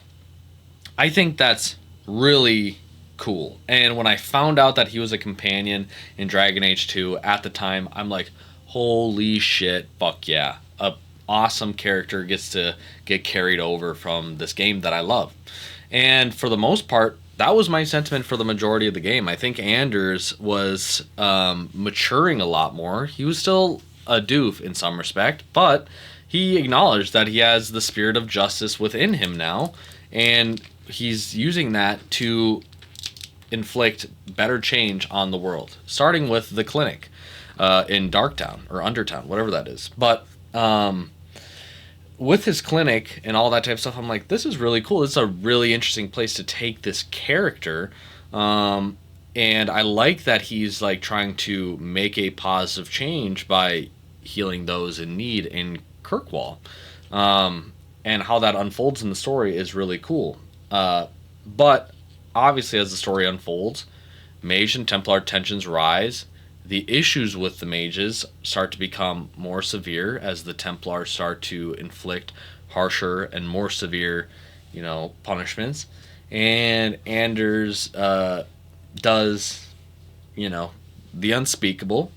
And I think for the purposes of this discussion, we'll leave that little tidbit out. But he does the unspeakable. And it comes at the head of finding out that the spirit of justice, because of the host that it's occupied in, has been malformed into a spirit of vengeance. And that spirit of vengeance has now made him not completely different, but let's just say acts out in more prominent ways. And I think how they do it in Dragon Age 2, and I've spoken to Pearl about this, it's a bit fast for what the game is ultimately. And that's not to say that it's unearned, because I think a lot of the pieces are there for why it needs to happen. But the clip at which it happens is almost so jarring for this doof that we've come to love over Awakening and Dragon Age 2 that you're kind of left with a bit of a bad taste in your mouth with the character, because of how it's too much to process all at once, even if it somewhat makes sense for what the character ultimately is. I think it serves as a really good focal point for the Mage and Templar War. I think it's a really good set piece. I don't necessarily love how it ends with Anders still fleeing. I think, if anything, Anders should have been a member or had a guest appearance in Inquisition. If we're resolving the Mage and Templar conflict, someone has to find Anders. That goes without saying, especially with Inquisition such a it's one of its primary selling points and feature points is this idea of like, you are acting outside of the body of the law for the sake of it's the end of all times and you're our only hope to stopping this. So the Inquisitor should have acted some sort of judgment on kind of the biggest perpetrator of the Mage and Templar War. You can make a case that Meredith and Orsino are probably the bigger, have played a bigger role in why the Mage and Templar War occurred, and I think that would be fair, but they already died in Dragon Age 2. So, because of that, Anders needs to have a resolution. I think having a judgment scene in Inquisition was kind of needed, but alas, we didn't get that necessarily, that kind of closure. So, I think Anders is a prime candidate to be bottom of the S for me up until the end of Dragon Age 2 and how they handle him in future games, which is by not acknowledging him at all. I think also Veilguard also kind of does a weird thing with how it vindicates the crimes that Anders commits in the second game by portraying a world in which mages and Templars can kind of coexist in a healthy sort of manner in Veilguard. Almost like saying, the mages don't need the Templars by any means. They're kind of fine, and Anders was quote unquote right. So I think that just puts an interesting kind of tizzy on things that I don't think I necessarily love, but that's not Anders' fault for how Veilguard handles the outcomes of the Mage and Templar War. To make a long story less long, I think there's no way that I can just comfortably put Anders in S because of how they handle the final panache of his character. And so because of that, I think I want to put him at the top of A.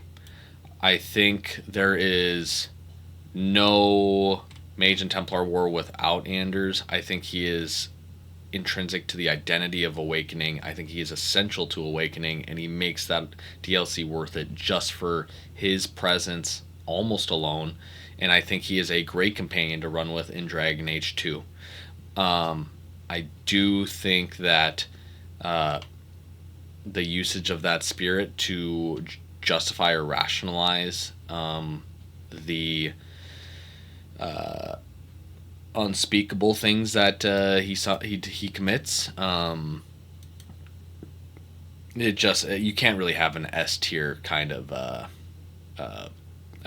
criminal of that level. I guess is the best way to put it.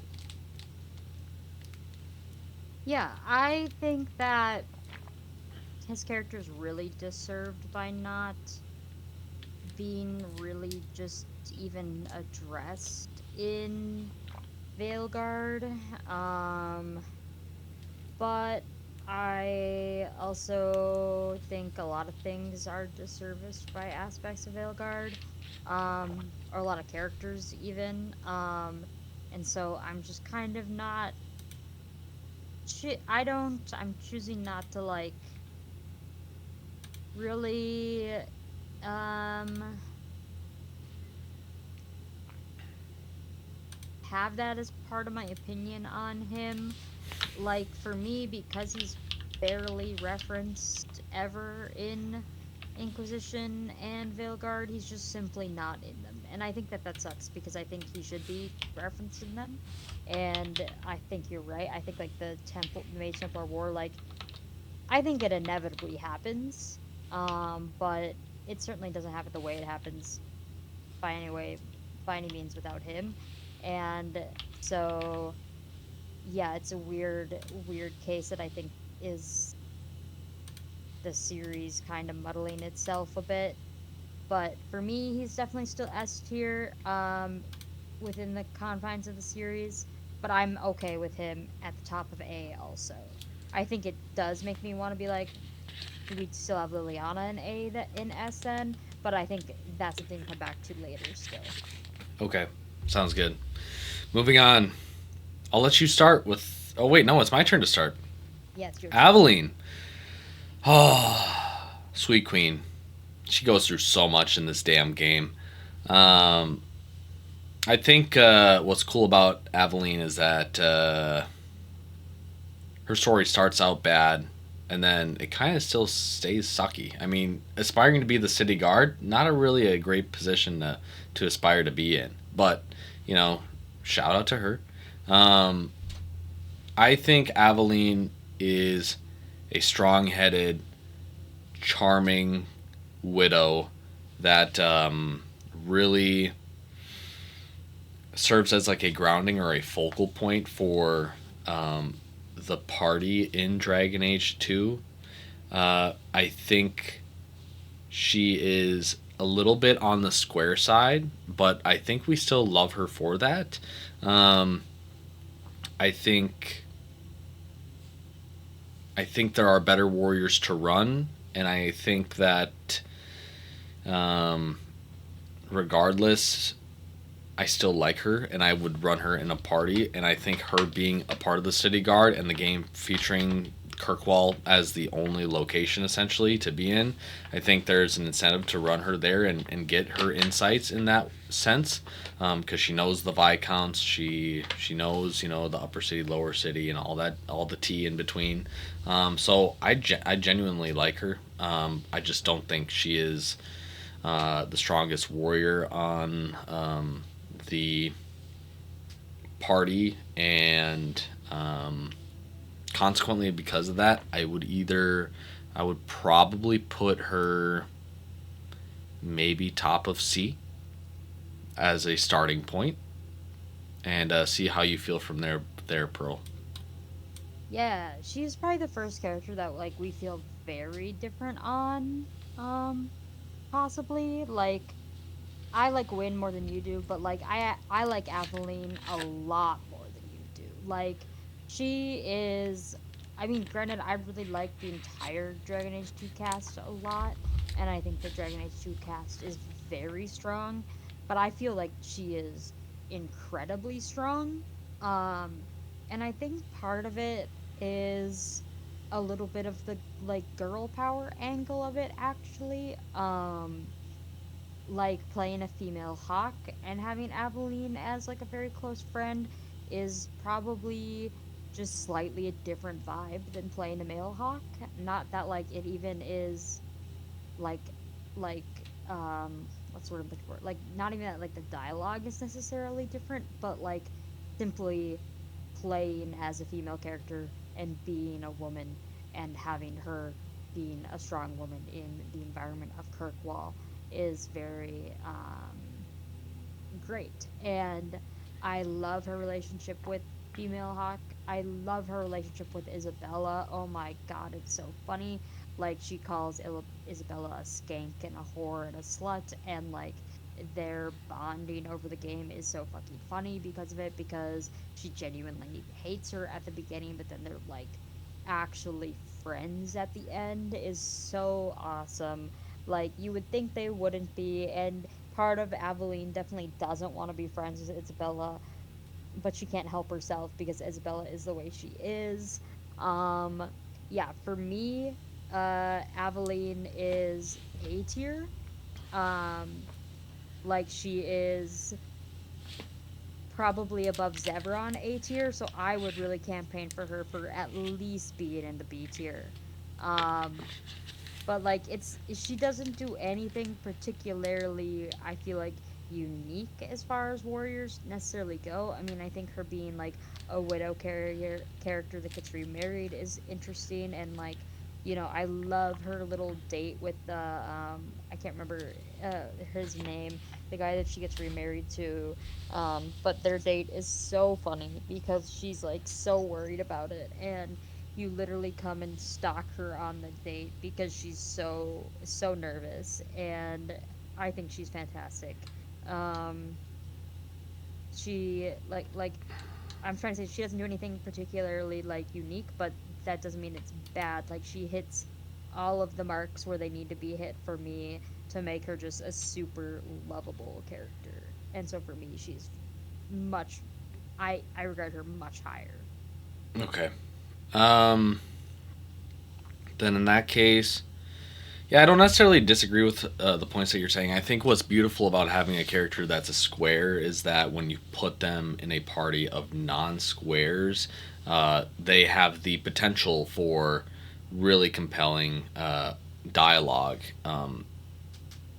and all She's that an type of stuff. impeccable straight man. She is a great straight man. Yeah, Yes. yeah, but she is a woman. But yeah, an impeccable straight Yes. Yeah. man. Yeah. Yeah. Um, I think she does have a that Alistair quality where Alistair is very much sharp around the edges when it comes to certain beliefs and rule systems and all that type of stuff. But because he's a doof, they play off of that a lot more. Whereas because Aveline is the straight straight man and not a doof, she's very much a calculated, definitely neurotic. Thoughtful, strong woman. She could have compelling banter because of that, but it's not related to the doofiness, so it's not as compelling. But I'm not necessarily. I don't necessarily. I'm not mad at putting her at top of B or bottom of A. I definitely don't think she. I don't know if I'm still in a place where I'm like, yes, Aveline belongs in this class of characters right here: Anders, Mhm. Ogren, and Zevron. I think a lot of our love from Aveline, and I'm only basing off of this based off of the argument that you described. I'm not necessarily basing this off of my opinion because it's been a long time since I played Dragon Age 2, but I think Aveline shines with those who you put her around, as opposed to Aveline shines because Aveline shines. And so, in that sense, I think that is where my biggest hurdle is. Whereas Anders has moments, creates moments. Ogren has moments, creates moments. Zevron has moments, creates moments. I mean, these three, they are the moment. But these three, they have or create moments. Aveline is a passenger or a member of certain moments, and that's kind of where I'm at with Aveline. That's why I'm not mad with top of B. If we want to talk more about having her be bottom of A, we can absolutely do that. I'm okay with that. I think that's fair to say that she's a glue character. Um, I think she does create some moments, but I would say that I can concede that she creates less moments than the A tier characters. Yeah. Yeah. Okay. Then we can absolutely put her in the bucket of things to talk about later. And see where we are from there. I would like to do something interesting with this upcoming selection. I would like to take on the Carver twins as a pair. We can talk about them all at once. We don't have to rank them in the same tier together, but I would like to talk about both of them at the same time. I agree with that. Okay. Um, Yeah, whenever I've tried to rank the Dragon Age companions personally, I always keep them together because I feel weird separating them. I don't really know why. I think it's just because they occupy the same role in the narrative for the most part. even though they're slightly different characters. And I'm glad I've now played through with having both of them as a character. Um, I think it's cool how many different outcomes you can have with the two of them. That like you can have them end up being a Grey Warden or being confined to the Circle, or being a Templar, and those all facilitate different story beats. But ultimately you only get them in your party for half the game, if that, more like a third of the game. And I think that makes me want to put them at the bottom of C, because while they're really, I think, pretty engaging characters when they are in the narrative, and I enjoyed them both for different reasons. Ultimately, they just don't have as much time to shine as the other characters, and if they did, perhaps they could be up there higher or lower, but we don't really know because they are just in less of the story than everybody else. Yeah, yeah. Again, Dragon Age 2 is a tough one for me naturally, just because, again, that's the game that I probably haven't played the least recently, if that's a phrase that I can even say.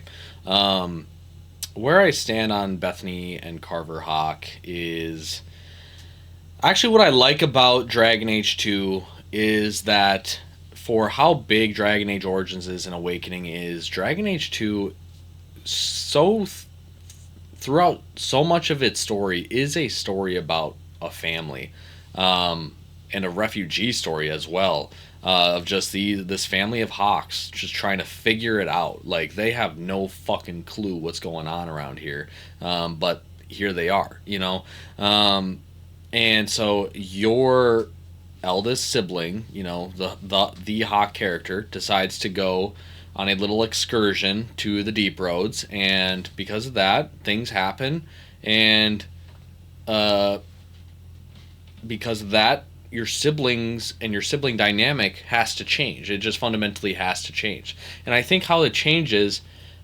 really diverges really differently based on whether uh, um, certain things, I guess, not spoilery. But Carver changes differently than Bethany, depending on the outcome of the Deep Roads quest.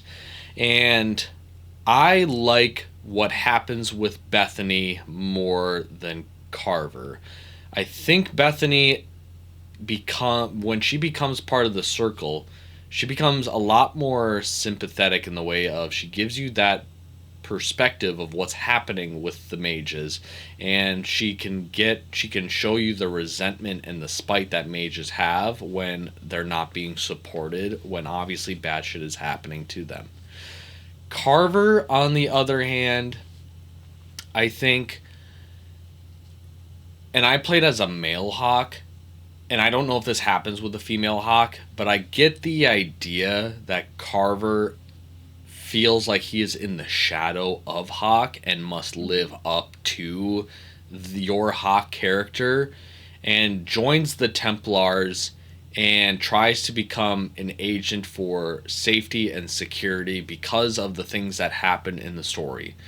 What ends up happening, though, is that Patrick thinks Carver is a huge bitch and fucking sucks. Whereas Patrick has more sympathy for Bethany. So where I feel like putting them is Carver can be at the fucking top of F or bottom of D, and Bethany can probably be mid C, maybe lean into the lower half. Because, like you said, I don't think they're prominently involved with the story to the point where I'm like, I want to put them in the conversation with Aveline, or even as Fucking shit, Veilguards are now 10. I didn't. That must have came up with I don't like the tier you. list. I don't I like think that you came with the anymore. template.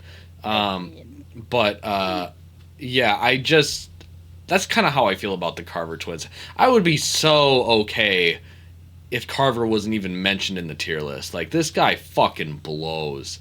But uh, arguably as worse as Valana, and I don't even remember Valana, but I do remember Carver. So that's like a different type of different type of hatred. But anyways, what are your thoughts on how I have this laid out? That's totally fine to me. I mean, I think it's super funny because I think Carver is a piece, an absolute piece. But my playthrough as Mage Hawk, I had the other Carver outcome happen after the Deep Roads, and I think that redeems his just absolute shittiness a little bit. Depending on how it plays out. From what I understand, there's even two different ways that outcome can play out. Um, and that's like the him being a Grey Warden outcome. Um, and in that outcome, depending on how your like last conversation with him goes, um, at the end of the Deep Roads stuff,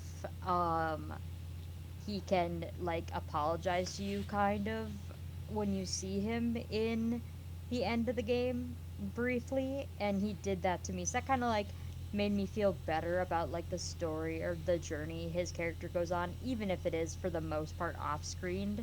But I haven't played the route where he becomes the Templar, and I think I would feel more of this visceral dislike for him if I had, because he is just a fucking baby for most of the game, even when he doesn't end up that way. So I feel perfectly fine with him being bottom of D and Bethany being in C.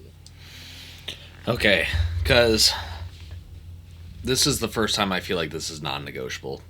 None of these characters deserve to have Carver exist in the same lane as them. So this was my probably first non-negotiable. But yes. Okay, good. Finally, the stars start to line up for me. I get something that I want. I get to talk about my boy Fenris. Yes, good. I was gonna say if I was first, I was gonna defer my turn to you anyway for this. Fenris is my fucking favorite edgelord. He is such a prickly son of a bitch. And again, rightfully so. Fucking tragic backstory out the wazoo. Slaved, experimented on, and neglected. And you get the chance of giving him his vengeance. He is honestly the reason why I feel so strongly about how Anders' arc ends, because Fenris is the exact outcome of, granted, a lot of different, social conditions, slavery being a huge part of it, but the simple fact of unfettered, unchecked, unruly mage shenanigans, to put politely. And because of that, I think Fenris is such a interesting, captivating outlook on the treatment of elves, the necessity of Templars in some capacity. And he was the first character that, in spite of his high walls and his thick skin, I wanted to break through and get to know him. And I don't necessarily know what that stems from, but I have a deep well or reserve of sympathy and compassion for the Fenris character and what he goes through. And I think he's also kind of, I don't know, he's badass as well. I want to say that as a side note. He is badass. And I don't know if it's the inner Star Wars in me, but having a tragic, sad boy with some angst as with some cool powers, I mean, that's just the fucking Anakin Skywalker fucking recipe. So I don't know if it's something like that I have an affinity for him. But for me, Fenris is a strong candidate for being bottom to mid A, maybe potentially top of B depending on how not great you're feeling about him, but I am pretty solid in my belief that I think he belongs in the class of Anders, Ogren, and Zevran as Hmm. a prime time candidate character. I think uh, um, the lack of him being an S tier is just from the simple fact of because of his nature, he takes a bit to crack into and get to him as a person that has a lot more depth and care. And because of the nature of the game that he's in, which is already not a really large game, I think it's a little too late in the game for him to have more time to flourish as a you know individual that has been vulnerable not only to you about their trauma, but also can move on past from it and become better from it in a way that shows or represents in the story. I think we already spoke about this in the Veilguard review, but it's a damn shame that he is not in Veilguard. But alas, it is what it is. I think he is a strong A, and I'll pass the baton to you. Yeah, I really like Fenris, and I liked Fenris a lot the first time I played. My only beef with Fenris really ultimately came down to the fact that every fucking time I had him in my party, this motherfucker, every fucking time he was in my party, I did something that like aligned with the mages, and that just made him just absolutely fucking hate me. Like I could like And damn right. and like damn right, like I totally get it, but I still did his storyline and like did everything in my power to help him and be kind to him and talk things out with him, and that stuff even went well, but I could never get him like back into my like good graces, and that just really bothered me because I really wanted to like be able to like have a conversation with him that didn't already start with him disliking me, but just because of the order I did things in, I never got him back into my good side, and so it was really hard to enjoy his company in the game, even though like I understood where his resentment of me came from. Like I was frustrated that I never even got to be on good terms with him at all. Um, even when I did things to earn his favor, or that's a bad way of putting it, but like things that were good that he agreed with, he still wasn't agreeable with me over, which was frustrating. Um, but I don't think that's a bad thing. I think that shows how like strong the character writing is for him. But as like a player, it did like make it so it was harder to like enjoy his character at times. But when I played it a second time, I did want to make a more conscious effort to be close with Fenris and like use him in my party more. And clearly, like I like Aveline a lot, so in my first playthrough, like I basically used her as my warrior the whole time, and so I just didn't have Fenris in my party as often. In my second playthrough, I wanted him in my party a lot more, and I still found that hard to not include Aveline in my party because of the fact that like you said, kind of like with her character, like it just makes sense kind of to have her around because she is so integrated into the city. And so there were times I wanted to have her in my party, but I was trying to like foster this relationship with Fenris, and that was frustrating. But in a way that's okay because it just shows how strong the characters are in the game again. But I played a mage my second time, and so that made me more excited even to try and build a relationship with Fenris, and I did. In this playthrough, he was like, Hawk, you are my best friend. You're like one of my best friends, and or you are my only friend, and you're a mage, and that's crazy. And so I was able to develop a lot more appreciation for the details of his character because of that. I like that he uh, tries to get out more in the third act, and like you see him actually in other places in the city. Like I think he shows up in the Hangman or has Varric over um, at his mansion. his haunted, creepy mansion. Um, but yeah, I would definitely say I feel okay putting him up in A tier. Um, um, I don't know if I have strong feelings about where in A tier. I wouldn't put him above uh Anders, but like I know like I think he can yeah, go behind Zevron or in front of Zevron. I think they're neck and neck for elves with yeah. issues.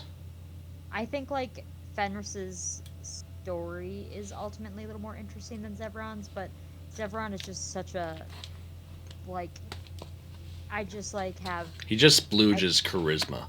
yeah, he just splooges charisma. That's a good way to put it. Yeah. And he would say that to Morgan. And he would, yeah. He'd be like, I'm splooging my charisma for you. Yeah, I mean, speaking of splooging charisma, you want to talk about Isabel? Oh my god. Oh my god. That's all I have to say. Top of S. No, just kidding. But New list. We new add a list, row. a horny list. The horny row. I'm hot for her. Hottie with a body. It's Isabella. And she the only character to appear in every game? Question mark. Um she is her. I mean, what else is there to say? There's a lot to say. I think she's a very interesting character, and I like that her appearance in Dragon Age Origins is as the one that teaches you the duelist class. I think that's so crazy.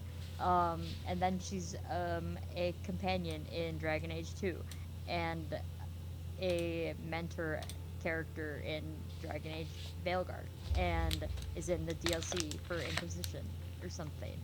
Um, she's great, and I like that you can give her over to the Canary because she's a piece of shit, and I like that she's a piece of shit and never stops being a piece of shit. Like even if she like returns the book to you and does all the things, like, and even if she expresses sorry that she's sorry, she's not like that sorry. Like she's like, man, I still would have done it, but you changed me, Hawk. You made me a good person, and I hate it.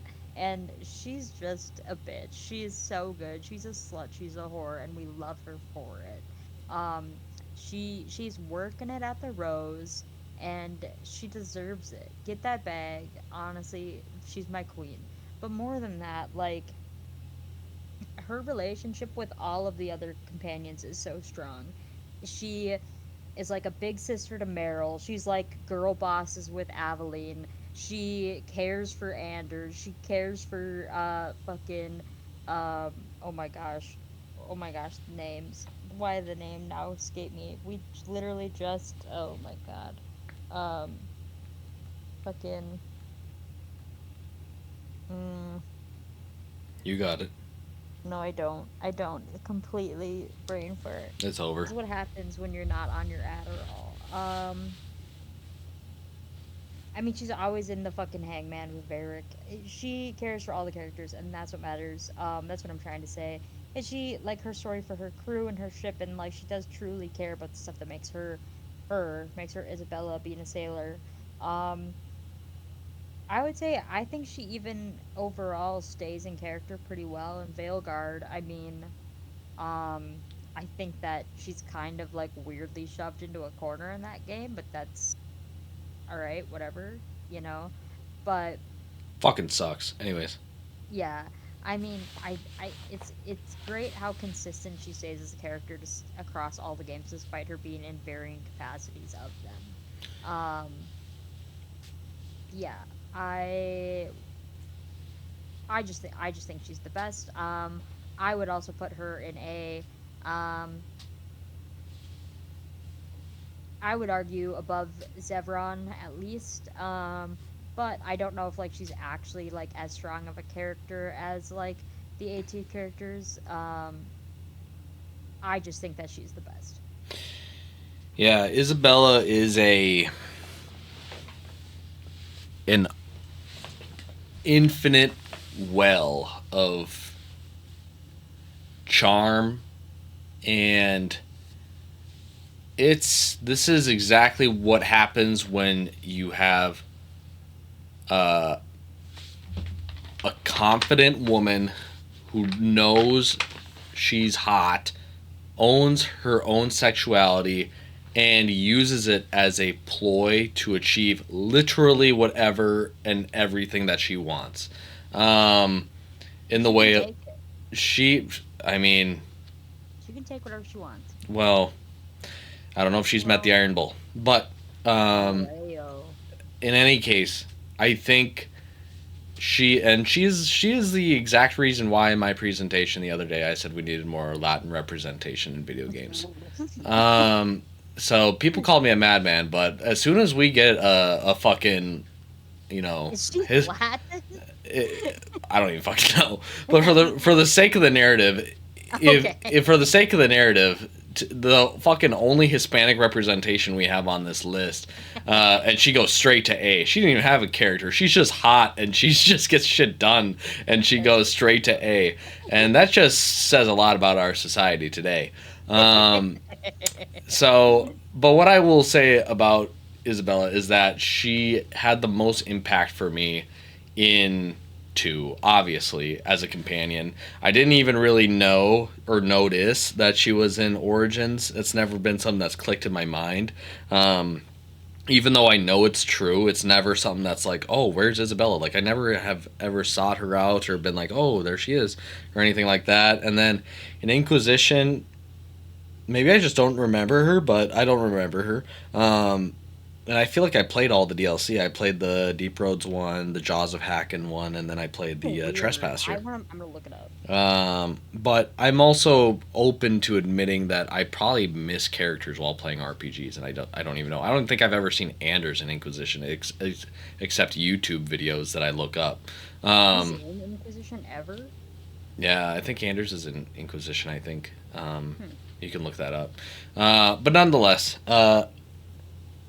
I really do like Isabella. I think because she is in a sense the kind of like counter. She's the other side of the coin of Zevran for me in my mind, where their sexuality is such a defining characteristic or trait for them, but it stems from an unhealthy place, and they just use it as a tool, and because of that, I like that, similar to Zevran and also similar to Oghren, she's kind of owns her piece of shitness, and you can make choices based on her piece of shitness. I think Isabel, how she interacts with the other characters is super fun, super compelling. I think she is the rogue that you run in this game, almost the majority of the time, barring certain circumstances. And I don't think anyone really regrets running Isabel. I think she's just a great treat. So I have no problem with putting her in A as well. I think I would put her. Oh gosh. I don't know if I want her to be better than Fenris, Everon, Oghren. We can put it here, and then we can just re-rank. We can revisit everything in the meet afterwards. But yeah, so that's Isabel. So much to say, but yet almost nothing to say. Moving on, I want to talk about Meryl, my girl Meryl. I really like Meryl. I think Meryl is our our first really in-depth look of what the Dalish clan and culture really is. The Dalish clans are really involved in Dragon Age Origins as you try to get them on board and support, and you help them with the Wolverine situation, or werewolves, whatever the case may be. And that's fine and all. I think that's fine, but I think how much the Dalish elves are a core component of being outside the city of Kirkwall and how Meryl is tied to them is super intriguing and rewarding to explore as a character.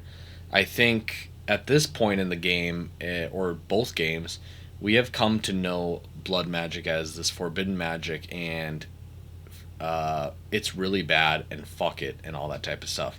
And we're also playing with complex ideas with regards to unfettered magic, with kind of backstories tied to Fenris, and this weird kind of uh, evolving relationship with Anders and this spirit of justice. And so Meryl kind of enters in the picture with her dick swinging, and she's like, "Here's my weird quirk. I love using blood magic." And it's interesting how her character, being so soft spoken and almost like feigning this idea of innocence, doing something so, as the series would like to put it, so grotesquely inhumane. In fact, you see other blood mages in the game doing things way worse than things that Meryl does. Um, and it strikes a chord with the party, because it's like, do we want to associate with someone this kind of, off the beaten path, so to speak?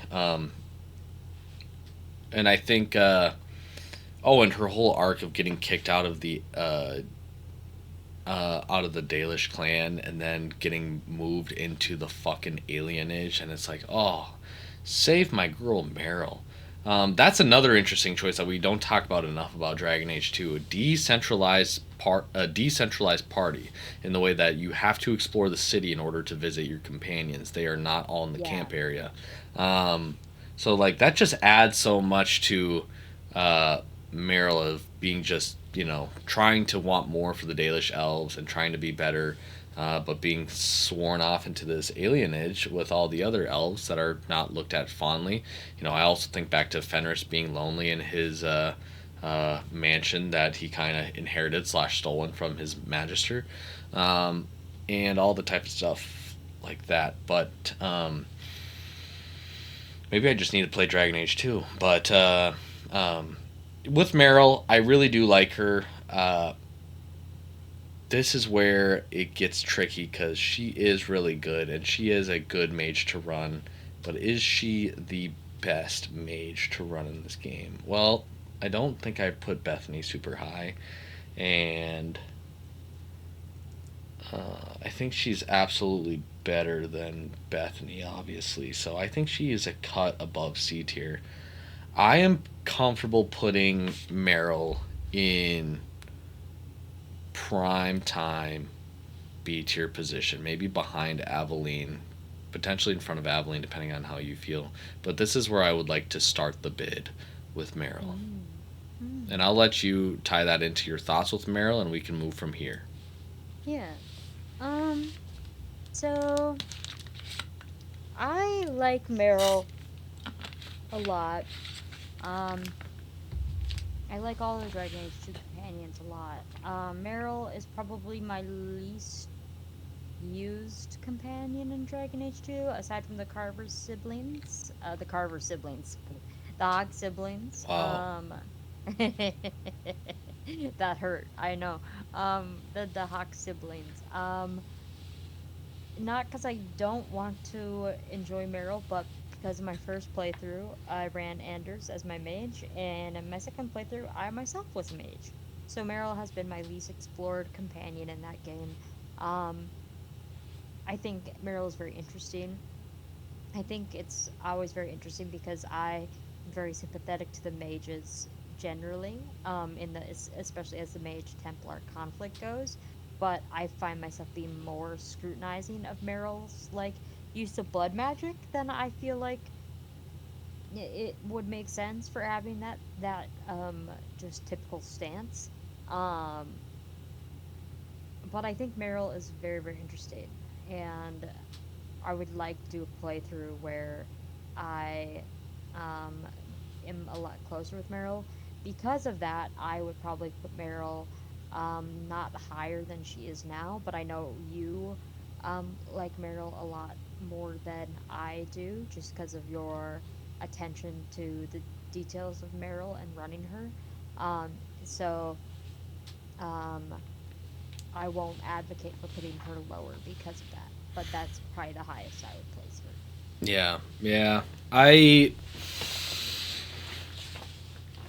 think obviously, because we're ordering everything in the category, it makes it the impression that she is second of the B tier. But I think when we're dealing with B, C, and D, it's so in the middle in those respects that like you could really kind of shuffle these any which way, and I would not have a strong opinion. It's only when you get to the fringes where it's like, okay, we can rank these because that's when the strong feelings really start to show out and can really align. So I have no problem with treating everyone in B as equal, everyone in C as almost equal.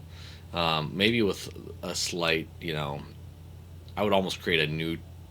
If I were to make an E category, or no, not an E, a category for something in between C and D, Bethany would be right in between for me because I still think that these awakening characters are way more compelling than Bethany. But that's not to shit on Bethany. But yeah, everything in the middle here is kind of like this is where we think they go. But if we were to remake this in a year from now, this order would be different, but we could reliably ensure that everything in S and A would kind of shake out largely the same. But yeah, so okay, but moving on from that, sorry, hang on, pulling it up. I actually can hear your music. You can? Mm-hmm. How? Oh, maybe it's because I'm sharing my screen and it's just cutting through. Oh, that could be. Okay, so this is Sebastian Vale. He is a Chantry brother and archer of royal birth, and why I say that is because I never ran him, so I didn't play this DLC. The Exiled I Prince. also didn't. Yep, so No opinion. we put him down there. Also fun to note that Dragon Age 2 is the game that introduces Corypheus, but if you didn't play that DLC, you never knew. So, alas. Moving on to, is this something that I start or you start this time? You started Meryl, so I would have technically started Sebastian, and you would technically start Varric. And I'd say you can start Varric. I think out of respect, I want you to start Varric. Varric, my sweet dwarven prince. Varric had the blessing of being a companion for two entire mainline Dragon Age games. I think that's the only title that belongs to technically Anders with the Awakening DLC and 2. But other than that, this has never happened. This is a moment in history. Varric is such a good character that is, our first author representation in a Dragon Age cast. I think his relationship with his brother Bartrand is super fascinating, as there's again another through line of like, families and how they are being just wreaked havoc on based off of the Fifth Blight, things in the Deep Roads, Lyrium, all the things in between, and I think that makes for such a compelling character for Varric to observe. I really like Varric, but I think Varric is the first character that is impeded by their very mechanics, as the Bianca upgrade system in any shape or form is way too obtuse for what it's worth. I think his relationship to the crossbow is super neat, but I think how it came about as a side quest for BioWare designers and developers to figure out didn't really pan out in a way that was rewarding or meaningful, and discouraged running Varric because of that consequently. It's very easy to find a staff or create a staff or find a sword or make a sword, but Bianca, you had to get the arms, you gotta get the string, you gotta get the fucking, whatever the case may be. It was just too much for what it was worth. Not that Varric didn't have bad input or anything like that. He is essential to the identity of Kirkwall, so much so that he becomes Viscount. That you run him for the specific story quest that you need him for, specifically the Deep Roads. But other than that, it's just like I would rather run Isabella. She's just maybe she's not as like versatile in her dialogue as opposed to Varric when it comes to rogues, but I think she is at the very least has the charm and the ease of use to make it way more easy to run him in run her over him in Dragon Age 2. Just speaking on that game specifically, but that happens in Inquisition as well. Not to go into the other rogues of Inquisition, but that problem still permeates. With that being said, Varric is, I mean, at this point, the voice of Dragon Age. He is the narrator of what that story is, I think. He has graduated to that, and he is not in Origins, but his importance in Dragon Age 2, his presence in Inquisition, and his impact in Veilguard is one such that I'm okay with overlooking everything tied to Varric mechanic wise because of how he is indicative of what Dragon Age is, its identity, and kind of what it means for lovers of the series. So, because of that, a game that doesn't have Varric is not a game that feels right, even though I give the pass to Origins. But when he is around, he's cool to have in any shape or form. With regards to Dragon Age 2, I like Varric's dialogue with almost all of the characters. I like how he kind of looks at Meryl kind of like a daughter and gives her guidance. I like how he pokes fun at Aveline. I like how he pokes fun at Fenris and doesn't give a shit. I like how he is kind of, we'll say, confuzzled by the nature of Isabella. And, you know, I think he hates Carver too as well, which works for me. So, beyond that, I think how he has chemistry with other characters in the series, which we can talk about more later on, I think Varric is just a strong choice to have as the voice for Dragon Age. And with him being the voice, for whatever reason, I want to put him high on the how important is he to Dragon Age tier list, but since this is a companion tier list, I don't necessarily know if I can put him much higher than a B or a C. But if I were just making a how important are you to Dragon Age, he's an S. And I don't think there would be a way that I would lower him from S with regards to his importance.